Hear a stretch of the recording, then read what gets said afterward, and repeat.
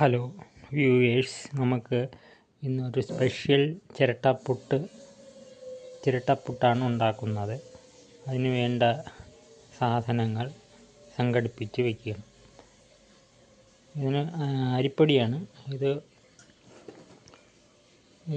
ചമ്പാ പുട്ടുപൊടി എന്ന് പറഞ്ഞാൽ കടയിൽ നിന്ന് വാങ്ങിക്കുന്ന പൊടിയാണ്. ഇനി തേങ്ങ വേണം, ബീട്രൂട്ട് ജ്യൂസ് സ്പെഷ്യലാണ്, അതും കൂടെ വേണം.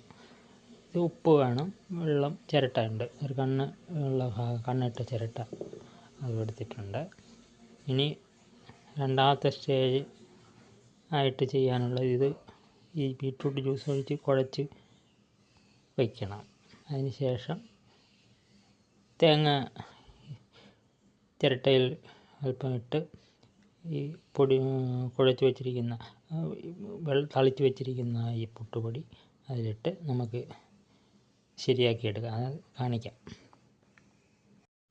അങ്ങനെ ബീട്രൂട്ട് അച്ചാറെല്ലാം ഒഴിച്ച് പൊടിയിൽ ചേർത്ത് നല്ല കട്ടാതെ തരിപ്പിൽ ഇത് കുഴച്ചെടുത്തിട്ടുണ്ട്. ഉപ്പ് വെള്ളവും തളിച്ചിട്ടുണ്ട്. ആവശ്യത്തിനുള്ള ഉപ്പ് ചേർക്കുക. അതാണ് ഈ രീതിക്ക് ആക്കിയെടുക്കുക.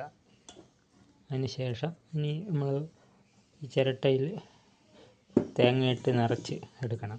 അത് കാണിക്കാം. അതിന് ചിരട്ടപ്പുട്ടിന് വേണ്ടി നമ്മൾ ഒരു പ്രഷർ കുക്കർ അടുപ്പിൽ വെച്ച ശേഷം അത് വെള്ളം ഒഴിച്ച് ആവി വരുന്നത് വരെ വയ്ക്കുക. അതിന് ശേഷം ഇത്തിരി തേങ്ങ ഇതിലേക്ക് ഇടുക. അതിന് ശേഷം നമ്മൾ തയ്യാറാക്കി വെച്ചിരിക്കുന്ന ഈ അരിപ്പൊടി അതിലേക്ക് ഇട്ട് കൊടുക്കുക.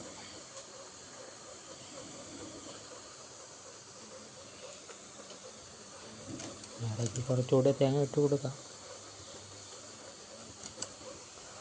പിന്നെ അരിപ്പൊടി ഇട്ട് കൊടുക്കുക.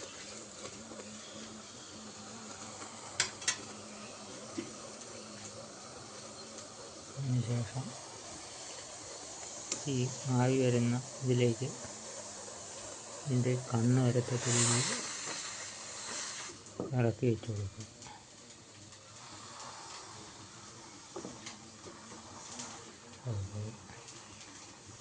കണ്ണ് കറക്റ്റ് അല്ലെങ്കിൽ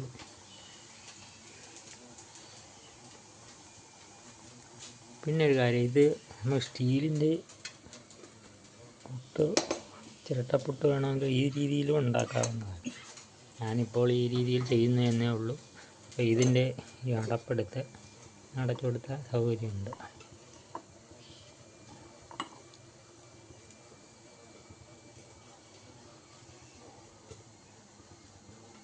ഇനി നമുക്ക് ഒരു 5 മിനിറ്റ്